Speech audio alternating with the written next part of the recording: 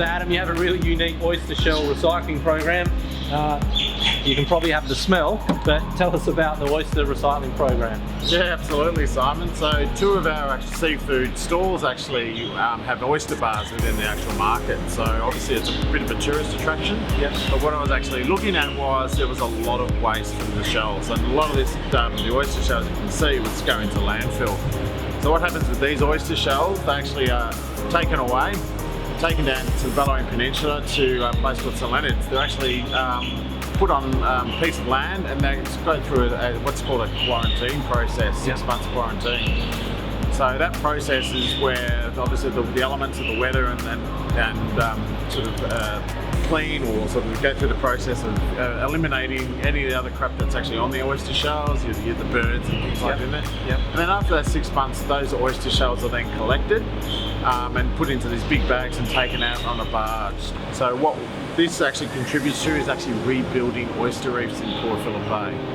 These are laid in it strategically, and then the algae and the seaweed allow to bind those shells together, and then they'll go into fisheries, and the Conservation Society will go and embed the natural bay oyster, which is the Angazi oyster, and that actually creates and rebuilds those reefs. A lot of people see oyster shells as a delicacy or a protein source, but one oyster actually plays a very important part. So one oyster can filter 5 litres of water per hour. So they do play an important part in the ecosystem. Okay, so recycling these here at the market, I mean, what sort of volume are we talking about in terms of weight that you're taking out of your waste and now recycling them?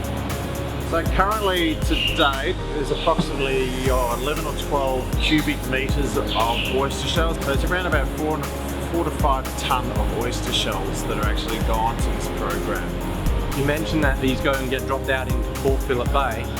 What's the chances of us going out there and taking a look at that at some stage down the track? Well, definitely when our product is, or our oyster shells are actually heading out to the bay to contribute to those oyster reefs, I'd love to invite you along so you can come and see the end result of where they're actually going and what they're actually doing for the environment. Okay. Wow, that's really cool.